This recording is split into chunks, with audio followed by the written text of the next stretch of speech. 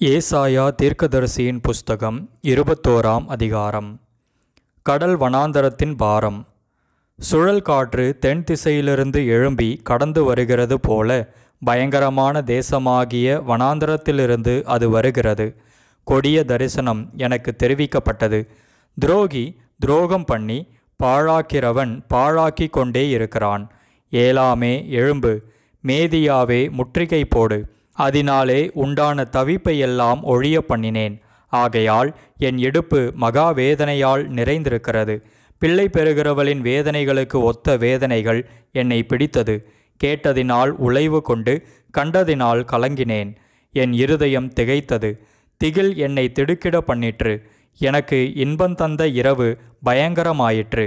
பந்தியை ஆயத்தப்படுத்துங்கள், ஜாமக்காரரை வையுங்கள், புசியுங்கள், குடியுங்கள். பிரபுக்களே, எழுந்து பரிசைகளுக்கு எண்ணெய் பூசுங்கள். ஆண்டவர் என்னை நோக்கி, நீ போய் காண்பதை தெரிவிக்கும்படி ஜாமக்காரனை வை என்றார். அவன் ஒரு இரதத்தையும் ஜோடு ஜோடான குதிரை வீரரையும் ஜோடு ஜோடாக கழுதைகளின் மேலும் ஒட்டகங்களின் மேலும் ஏறி வருகிறவர்களையும் கண்டு மிகுந்த கவனமாய் கவனித்து கொண்டே இருந்து, ஆண்டவரே, நான் பகல் முழுதும் என் காவலிலே நின்று ரா முழுதும் நான் என் காவல் இடத்திலே தரித்திருக்கிறேன் என்று சிங்கத்தைப் போல் சத்தமிட்டு கூப்பிடுகிறான். இதோ, ஒரு ஜோடு குதிரை பூண்ட இரதத்தின் மேல் ஏறியிருக்கிற ஒரு மனுஷன் வருகிறான். பாபிலோன் விழுந்தது, விழுந்தது, அதன் விக்கிரக தேவர்களையெல்லாம் தரையோடே மோதி உடைத்தார் என்று பிரதியுத்தரம் சொல்லுகிறான். என் போரடிப்பின் தானியமே, என் களத்தின் கோதுமையே, இஸ்ரவேலின் தேவனாகிய சேனைகளின் கர்த்தரால் நான் கேள்விப்பட்டதை உங்களுக்கு அறிவித்தேன். தூமாவின் பாரம். சேயீரிலிருந்து என்னை நோக்கி, ஜாமக்காரனே, இரவு எவ்வளவு சென்றது என்று கூப்பிட்டு கேட்க, அதற்கு ஜாமக்காரன், விடியற்காலம் வருகிறது, ராக்காலமும் வருகிறது. நீங்கள் கேட்க மனதானால் திரும்பி வந்து கேளுங்கள் என்று சொல்லுகிறான். அரபியாவின் பாரம். திதானியராகிய பயண கூட்டங்களே, நீங்கள் அரபியாவின் காடுகளில் தங்குவீர்கள். தேமா தேசத்தின் குடிகளே, நீங்கள் தாகமாயிருக்கிறவர்களுக்கு தண்ணீர் கொண்டு போய் தப்பி ஓடுகிறவர்களுக்கு அப்பங்கொடுக்க எதிர்கொண்டு போங்கள். அவர்கள் பட்டயங்களுக்கும் உருவின கட்கத்துக்கும் நானேற்றின வில்லுக்கும் யுத்தத்தின் கொடுமைக்கும் தப்பி ஓடுகிறார்கள். ஆண்டவர் என்னை நோக்கி, ஒரு கூலிக்காரனுடைய வருஷங்களுக்கொத்த ஒரே வருஷத்திலே கேதாருடைய மகிமையெல்லாம் அற்றுப்போம். கேதார் புத்திரராகிய பராக்கிரம வில் வீரரின் தொகையில் மீதியானவர்கள் கொஞ்ச பேராயிருப்பார்கள் என்றார். இஸ்ரவேலின் தேவனாகிய கர்த்தர் இதை உரைத்தார். ஏசாயா தீர்க்கதரிசியின் புஸ்தகம் 22ஆம் அதிகாரம். தரிசன பள்ளத்தாக்கின் பாரம். உன்னில் உள்ளவர்கள் எல்லாரும் வீடுகளின் மேல் ஏறுவதற்கு உனக்கு இப்பொழுது வந்தது என்ன? சந்தடிகளால் நிறைந்து ஆரவாரம் பண்ணி களிகூர்ந்திருந்த நகரமே, உன்னிடத்தில் கொலையுண்டவர்கள் பட்டயத்தால் கொலையுண்டதில்லை, யுத்தத்தில் செத்ததும் இல்லை. உன் அதிபதிகள் எல்லாரும் ஏகமாய் ஓடி அலைந்தும் வில் வீரரால் கட்டப்படுகிறார்கள். உன்னில் அகப்பட்ட யாவரும் தூரத்துக்கு ஓடியும் ஏகமாய் கட்டப்படுகிறார்கள். ஆகையால் என்னை நோக்கி பாராதேயுங்கள். என் ஜனமாகிய குமாரத்தி பாழாய் போனது நிமித்தம் மனங்கசந்து அழுவேன். எனக்கு ஆறுதல் சொல்ல வராதேயுங்கள் என்கிறேன். சேனைகளின் கர்த்தராகிய ஆண்டவராலே இது தரிசன பள்ளத்தாக்கிலே அமளியும் மிதியொன்குதலும் கலக்கமும் உள்ள நாளாயிருக்கிறது. இது அலங்கத்தை தகர்த்து பர்வதத்துக்கு நேரே ஆர்ப்பரிக்கும் நாளாயிருக்கிறது. ஏலாமியன் அம்பரா தோணியை எடுத்து இரதங்களோடும் காலாட்களோடும் குதிரை வீரரோடும் வருகிறான். கீர் கேடகத்தை வெளிப்படுத்தும். மகா வடிவான உன் பள்ளத்தாக்குகள் இரதங்களால் நிரப்பப்படும். குதிரை வீரர் வாசல்கள் மட்டும் வந்து அணிவகுத்து நிற்பார்கள். அவன் யூதாவின் மறைவை நீக்கி போடுவான். அந்நாளிலே வன மாளிகையாகிய ஆயுத சாலையை நோக்குவாய். நீங்கள் தாவீது நகரத்தின் இடிதல்கள் அநேகமாயிருப்பதை கண்டு கீழ்குளத்து தண்ணீர்களை கட்டி வைத்து எருசலேமின் வீடுகளை எண்ணி அலங்கத்தை அரணிப்பாக்கும்படி வீடுகளை இடித்து 2 மதில்களுக்கு நடுவே பழைய குளத்து தண்ணீர்களுக்கு ஒரு அகழை உண்டு பண்ணுவீர்கள். ஆனாலும் அதை செய்தவரை நீங்கள் நோக்காமலும் அதை ஏற்படுத்தி தூரத்திலிருந்து வர பண்ணினவரை கவனியாமலும் போகிறீர்கள். சேனைகளின் கர்த்தராகிய ஆண்டவர் அக்காலத்திலே அழவும் புலம்பவும் மொட்டையிடவும் இரட்டுடுத்தவும் கட்டளையிட்டார். நீங்களோ சந்தோஷித்து களித்து ஆடு மாடுகளை அடித்து இறைச்சியை சாப்பிட்டு திராட்சரசத்தை குடித்து புசிப்போம் குடிப்போம் நாளைக்கு சாவோம் என்று சொல்வீர்கள். மெய்யாகவே நீங்கள் சாகு மட்டும் இந்த அக்கிரமம் உங்களுக்கு நிவிர்த்தியாவதில்லை என்று சேனைகளின் கர்த்தராகிய ஆண்டவர் சொல்லுகிறார் என்பது என் செவி கேட்கும்படி சேனைகளின் கர்த்தரால் தெரிவிக்கப்பட்டது.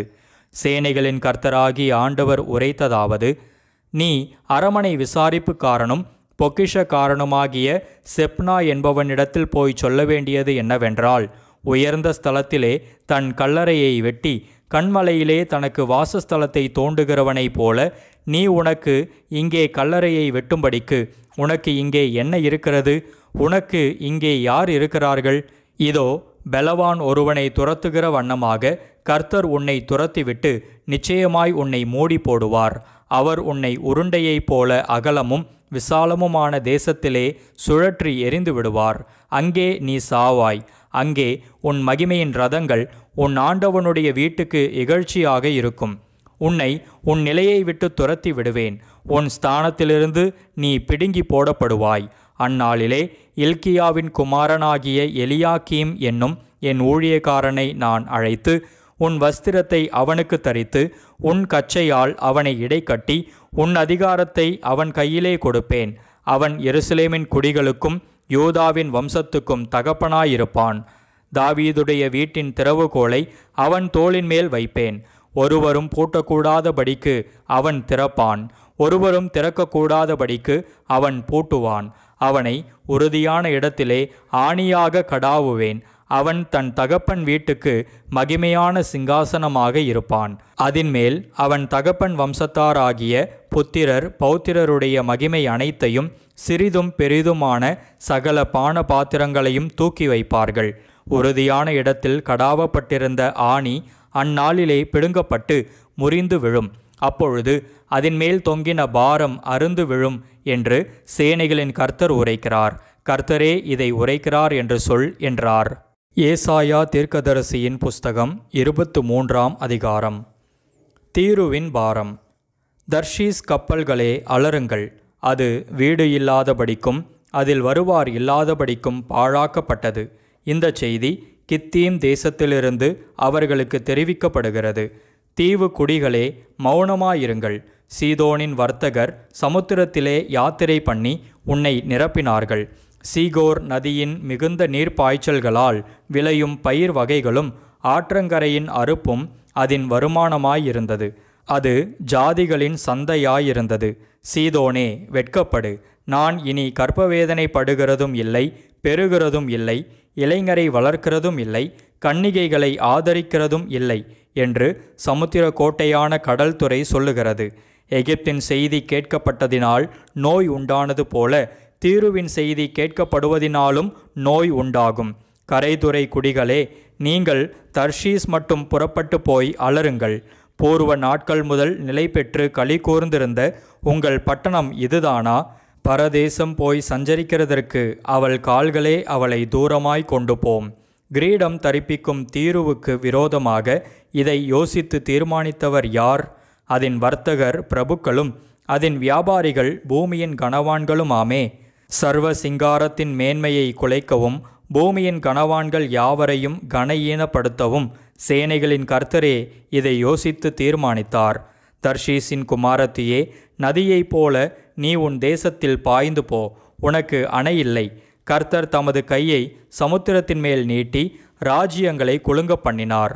கானானின் அரண்களை அழிக்க அவர் அதற்கு விரோதமாய் கட்டளை கொடுத்து, ஒடுங்குண்ட கன்னியாகிய சீதோன் குமாரத்தியே, இனி களி கூர்ந்து கொண்டிராய். எழுந்து கித்தீமுக்கு புறப்பட்டு போ, அங்கும் உனக்கு இளைப்பாறுதல் இல்லை என்றார். கல்தேயருடைய தேசத்தை பார், அந்த ஜனம் முன்னிருந்ததில்லை. அசீரியன் வனாந்தரத்தாருக்காக அதை அஸ்திபாரப்படுத்தினான். அவர்கள் அதன் கோபுரங்களை உண்டாக்கி அதன் அரமனைகளை கட்டினார்கள். அவர் அதை அழிவுக்கென்று நியமித்தார். தர்ஷீஸ் கப்பல்களே அலறுங்கள், உங்கள் அரண் பாழாக்கப்பட்டது. அக்காலத்திலே தீரு ஒரு ராஜாவுடைய நாட்களின்படி 70 வருஷம் மறக்கப்பட்டிருக்கும். 70 வருஷங்களின் முடிவிலே தீருவுக்கு சம்பவிப்பது வேசியின் பாடலுக்கு சமானமாயிருக்கும்.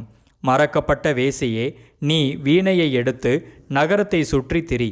நீ நினைக்கப்படும்படி அதை இனிதாக வாசித்து பல பாட்டுகளை பாடு. 70 வருஷங்களின் முடிவிலே கர்த்தர் வந்து தீருவை சந்திப்பார். அப்பொழுது அது தன் பணயத்துக்கு திரும்பி வந்து பூமியிலுள்ள சகல ராஜ்யங்களோடும் வேசித்தனம் பண்ணும். அதன் வியாபாரமும் அதன் பணயமும் கர்த்தருக்கு பரிசுத்தமாக்கப்படும். அது பொக்கிஷமாய் சேர்க்கப்படுவதும் இல்லை, பூட்டி வைக்கப்படுவதும் இல்லை. கர்த்தருடைய சமூகத்தில் வாசமாயிருக்கிறவர்கள் திருப்தியாக சாப்பிடவும் நல்ல வஸ்திரங்களை தரிக்கவும் அதன் வியாபாரம் அவர்களைச் சேரும். ஏசாயா தீர்க்கதரிசியின் புஸ்தகம் 24ஆம் அதிகாரம். இதோ, கர்த்தர் தேசத்தை வெறுமையும் பாழுமாக்கி அதை கவிழ்த்து அதன் குடிகளை சிதறடிப்பார். அப்பொழுது ஜனத்துக்கு எப்படியோ அப்படியே ஆசாரியனுக்கும், வேலைக்காரனுக்கு எப்படியோ அப்படியே எஜமானுக்கும், வேலைக்காரிக்கு எப்படியோ அப்படியே எஜமானிக்கும், கொண்டவனுக்கு எப்படியோ அப்படியே விற்றவனுக்கும், கடன் கொடுத்தவனுக்கு எப்படியோ அப்படியே கடன் வாங்கினவனுக்கும், வட்டி வாங்கினவனுக்கு எப்படியோ அப்படியே வட்டி கொடுத்தவனுக்கும் எல்லாருக்கும் சரியாக நடக்கும். தேசம் முழுதும் கொள்ளையாகி முற்றிலும் வெறுமையாகும். இது கர்த்தர் சொன்ன வார்த்தை. தேசம் புலம்பி வாடும், பூமி சத்துவமற்று உலர்ந்து போகும். தேசத்து ஜனத்திலே உயர்ந்தவர்கள் தவிப்பார்கள். தேசம் தன் குடிகளின் மூலமாய் தீட்டுப்பட்டது. அவர்கள் நியாய பிரமாணங்களை மீறி கட்டளையை மாறுபாடாக்கி நித்திய உடன்படிக்கையை முறித்தார்கள். இது நிமித்தம் சாபம் தேசத்தை பட்சித்தது. அதன் குடிகள் தண்டிக்கப்பட்டார்கள். தேசத்தார் தகிக்கப்பட்டார்கள். சிலர் மாத்திரம் மீந்திருக்கிறார்கள். திராட்சரசம் துக்கம் கொண்டாடும், திராட்சை செடி வதங்கும். மனக்களிப்பாயிருந்தவர்கள் எல்லாரும் பெருமூச்சு விடுவார்கள். மேளங்களின் சந்தோஷம் ஓயும், களி கூறுகிறவர்களின் சந்தடி ஒழியும். வீணையின் களிப்பு நின்று போம். பாடலோடே திராட்சரசம் குடியார்கள். மதுபானம் அதை குடிக்கிறவர்களுக்கு கசக்கும். வெறுமையாய்ப்போன நகரம் தகர்ந்து ஒருவரும் உள்ளே பிரவேசிக்க கூடாதபடி வீடுகளெல்லாம் அடைபட்டு கிடக்கும். திராட்சரசத்துக்காக வீதிகளிலே கூக்குரல் உண்டு. எல்லா சந்தோஷமும் மங்கி தேசத்தின் மகிழ்ச்சி அற்றுப்போம். நகரத்தில் மீதியாயிருப்பது அழிவே. வாசல்கள் இடிக்கப்பட்டு பாழாய் கிடக்கும். ஒலிவ மரத்தை உழுக்கும் போதும் திராட்சை பழங்களை அறுத்து தீரும் போதும் பின்பறிப்புக்கு கொஞ்சம் மீந்திருப்பது போல தேசத்துக்குள்ளும் இந்த ஜனங்களின் நடுவிலும் கொஞ்சம் மீந்திருக்கும். அவர்கள் சத்தமிட்டு கெம்பீரிப்பார்கள். கர்த்தருடைய மகத்துவத்தின் நிமித்தம் சமுத்திரத்தினின்று ஆர்ப்பரிப்பார்கள். ஆகையால் கர்த்தரை வெளுக்கும் திசையிலும் இஸ்ரவேலின் தேவனாகிய கர்த்தரின் நாமத்தை சமுத்திர தீவுகளிலும் மகிமைப்படுத்துங்கள். நீதிபரனுக்கு மகிமை என்று பாடும் கீதங்களை பூமியின் கடையாந்தரத்திலிருந்து கேட்கிறோம்.